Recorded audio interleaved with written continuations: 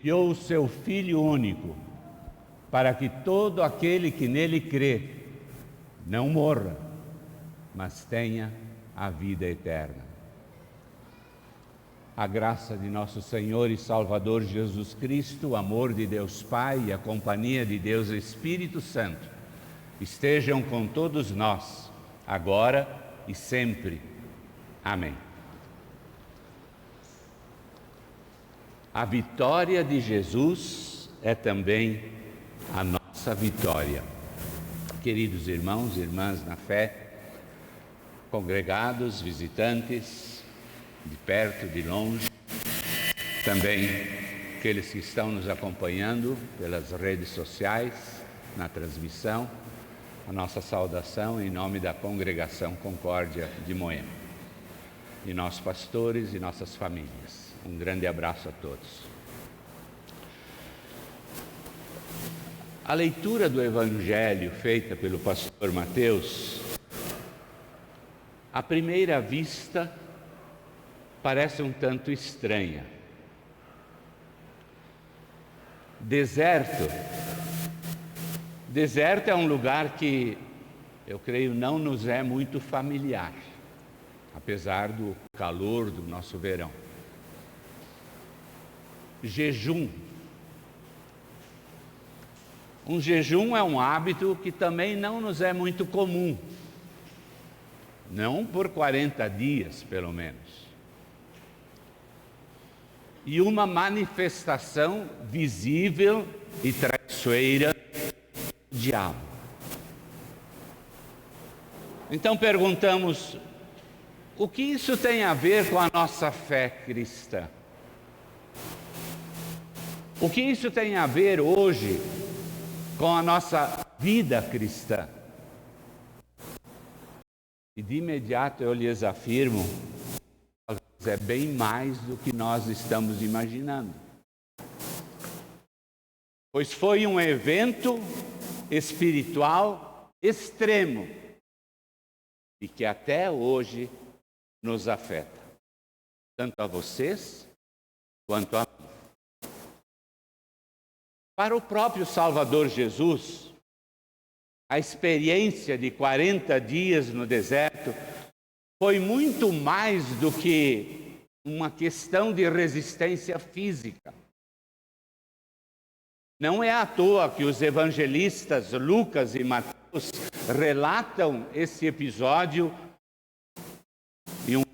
com detalhes. Aliás, tudo o que aconteceu com Jesus, sejam momentos agradáveis ou menos agradáveis, todos têm relação conosco e todos são importantes com a nossa fé, para a nossa salvação, para a vida em comunhão uns com os outros e com Deus, e também no nosso próprio relacionamento com o semelhante. O texto nos informa que Jesus acabara de ser batizado. Lucas afirma que ele estava cheio do Espírito Santo, que agora o leva, o conduz ao deserto. Portanto, Jesus não foi lá para o deserto movido por qualquer curiosidade ou, quem sabe, querer medir esforços e força e poder com o próprio diabo.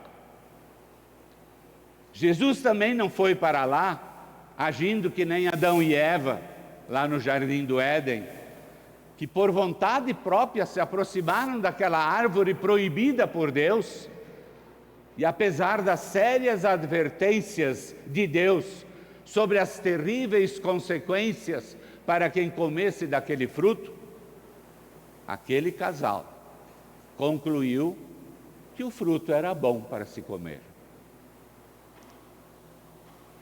Jesus foi para o deserto, conforme diz o texto, levado pelo Espírito Santo.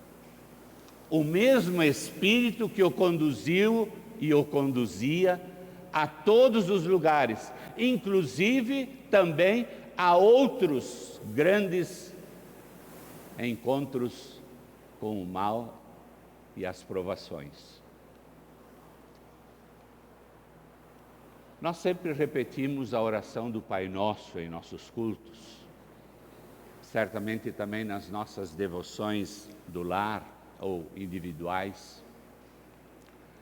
E há uma petição que às vezes nós pronunciamos sem nos concentrarmos devidamente. Não nos deixes cair em tentação.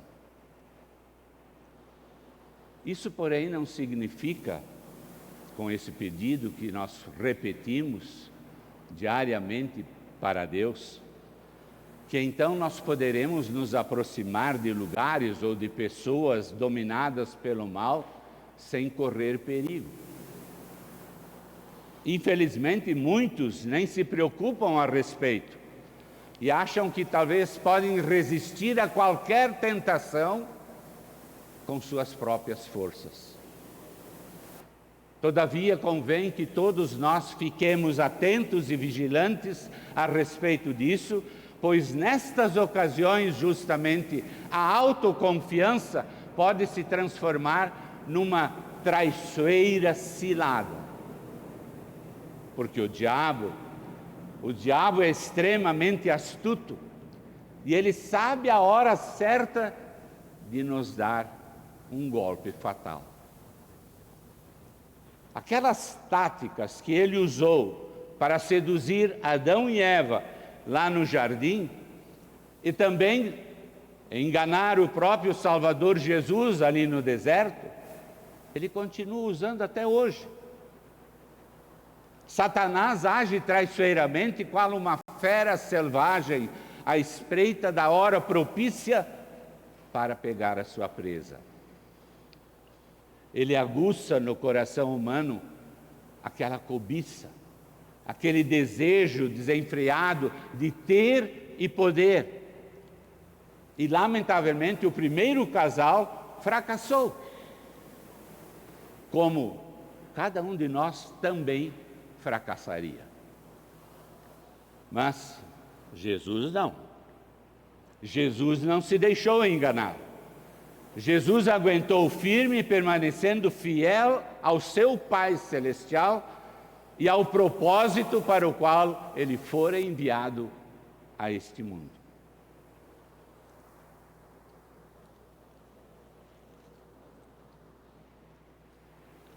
Foram 13 investidas, com tentações diversas. A primeira foi no seu aspecto físico. O diabo disse a Jesus: se você realmente é filho de Deus, Jesus, mande que esta pedra vire pão. Depois de 40 dias em jejum, ao peso dessa tentação. Jesus não quis usar o seu poder e transformar o diabo já ali para a jaula. Jesus não quis pegar o seu poder para benefício próprio, mas preferiu mostrar que os valores do mundo e as necessidades da vida nunca devem ser maiores do que a nossa vontade e a nossa obediência à sua palavra. E Jesus jamais trocaria a permanente direção do Espírito Santo que o conduziu ao deserto por uma satisfação corporal momentânea. Por isso, em nossa jornada terrena também, nós devemos abrir sempre os nossos olhos e reconhecer que as coisas de Deus sempre devem ter prioridade diante dos valores do nosso mundo. Nada e nenhuma satisfação corporal e terrena vale mais do que a nossa vida em comunhão e esperança no Salvador Jesus Cristo. Mas como o diabo fracassou nessa primeira investida, ele voltou, e voltou com uma proposta supostamente mais tentadora. Levou Jesus para o alto mostrou-lhe todos os reinos do mundo, exibiu todas as grandezas deste mundo.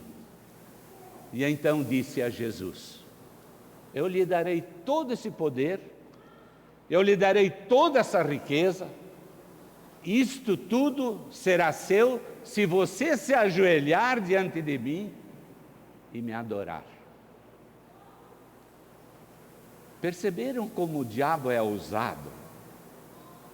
Como ele realmente é o pai de todas as mentiras? Ele oferece algo que nem pertence a ele.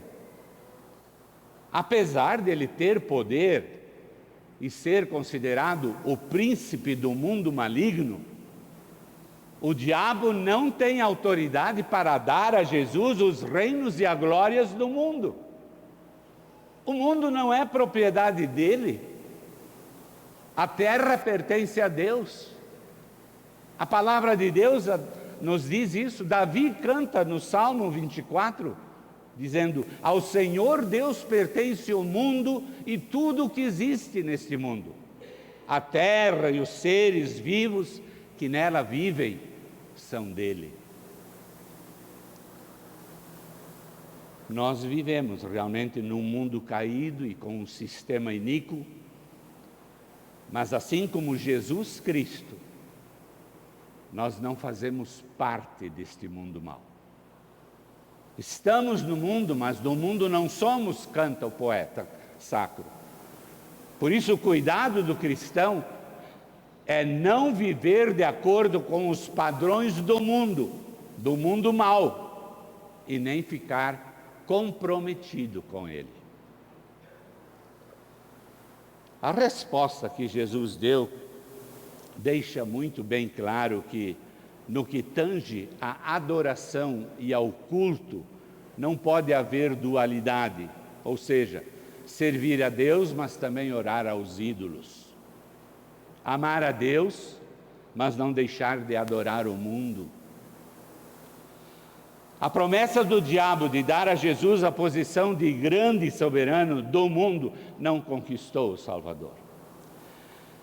E ele, imediatamente, Jesus afastou essa tentação demoníaca, repelindo-a com esta afirmação segura das Escrituras Sagradas: adore o Senhor, o seu Deus, e sirva somente a Ele.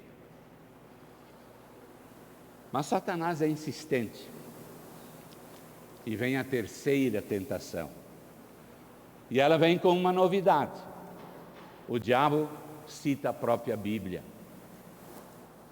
Leva Jesus para Jerusalém, para um lugar bem alto, coloca-o no alto daquele templo e ousadamente lhe diz: Jesus, se você realmente é filho de Deus, jogue-se daqui, pois afinal as Escrituras Sagradas afirmam que Deus mandará que os seus anjos cuidem de você e eles vão segurá-lo.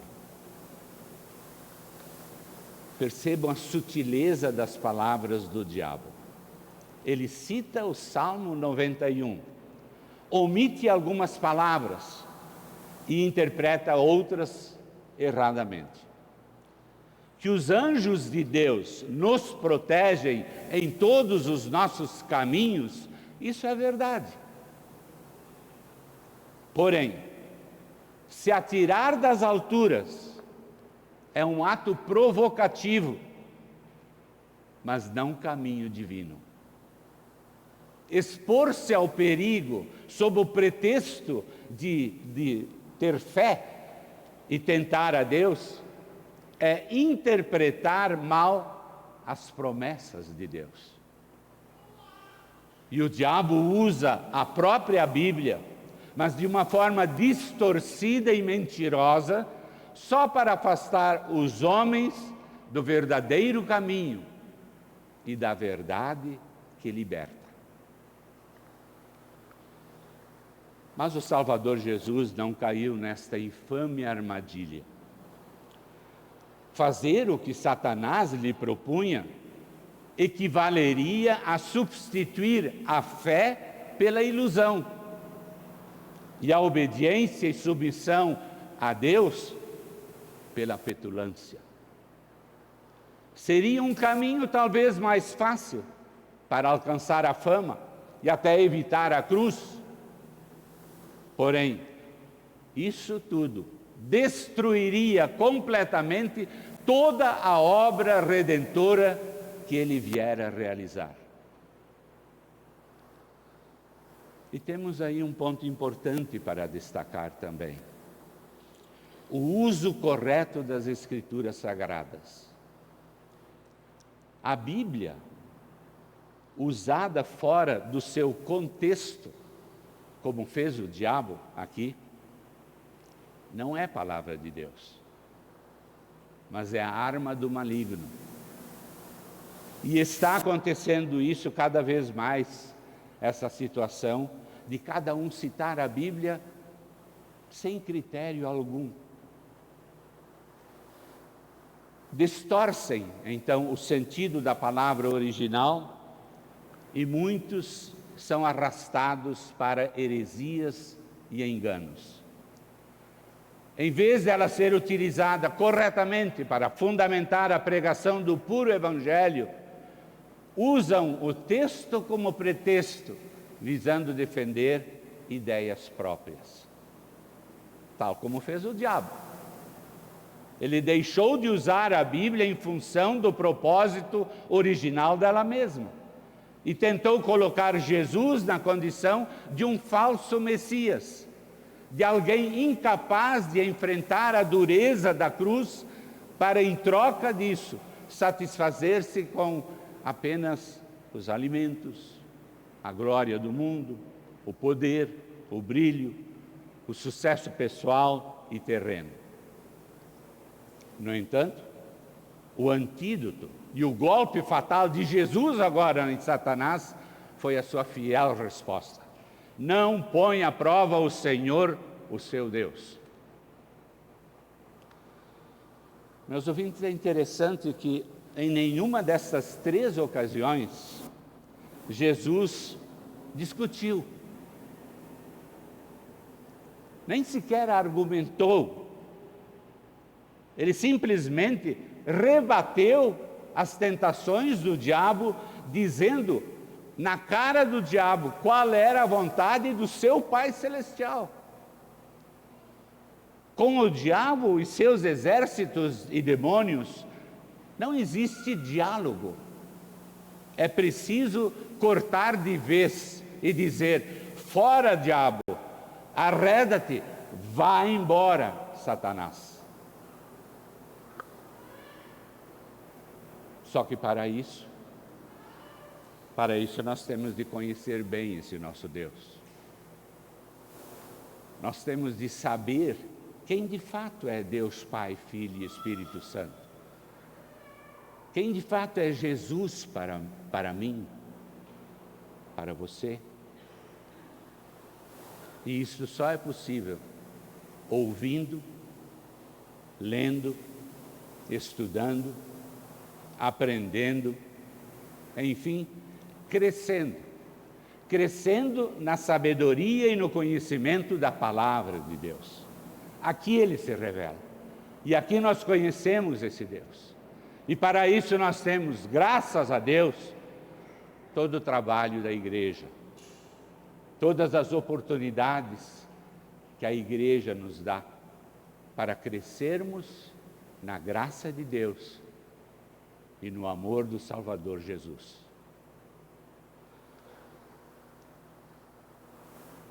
Lucas termina a leitura do Evangelho de hoje, deste período, dizendo: quando o diabo acabou de tentar Jesus de todas as maneiras, ele foi embora. Mas tem uma palavrinha que nos incomoda no final. Ele foi embora por algum tempo. O grande problema é que o diabo nunca desiste. E ele sempre de novo aguarda uma nova oportunidade para tentar impedir a obra do Salvador. E como ele não conseguiu destruir Jesus, Mas Jesus foi o grande vencedor, então ele procura dificultar a vida dos cristãos, dos seguidores fiéis de Jesus. E por isso é muito apropriada a recomendação que o apóstolo Pedro deixou na sua primeira carta, quando diz: estejam alertas. Estejam alertas e fiquem vigiando, porque o inimigo de vocês, o diabo, ele anda por aí como um leão que ruge, procurando alguém para devorar. Resisti-lhe. E como? Ficando firmes na fé. Meus queridos ouvintes, depois de dito isso e analisado estas 3 tentações que Jesus sofreu, nós perguntamos: perceberam como a tentação de Jesus é algo extremamente próximo de cada um de nós que cremos no Salvador Jesus? Pois este mesmo diabo, sim, este mesmo diabo está constantemente ao nosso redor, com os seus demônios, nos tentando de uma maneira personalizada dentro da nossa realidade cotidiana. Mas a vitória de Jesus também é nossa vitória. Quem crer, diz a Escritura em Romanos 10, 11, quem crer em Jesus nunca ficará desiludido. Jesus venceu a sedução do pecado com a oração, com a palavra e com o andar no Espírito. Consequentemente, todos aqueles que continuam firmes na fé no Salvador Jesus, também poderão se tornar vencedores. No entanto, nós não somos como Jesus, imaculados, puros, íntegros, invulneráveis, não. Infelizmente nós caímos em pecado diariamente, em pensamentos, palavras, atitudes, até omissões, por ignorância ou mesmo sabendo. Infelizmente somos pobres e miseráveis pecadores, necessitados da vitória de Jesus. Então, como cristãos, vamos ter o bom senso e a sabedoria para continuarmos criteriosos no nosso andar com Jesus, não subestimando o mal, mas fiquemos sempre alertas e vigilantes, lembrando-nos com fé nos fatos de que, lá no deserto, na cruz do Gólgota, no sepulcro aberto e vazio, o Filho de Deus derrotou triunfalmente o diabo, e todos os que permanecem fiéis na fé no Cristo Jesus vencedor são beneficiados com esta vitória. Então, viver esta fé em arrependimento diário de nossos pecados, não somente na época da Quaresma, mas ao longo da nossa vida, é o nosso grande desafio. Que Deus Espírito Santo nos ilumine e nos fortaleça poderosamente em toda essa nossa jornada com Jesus. Amém.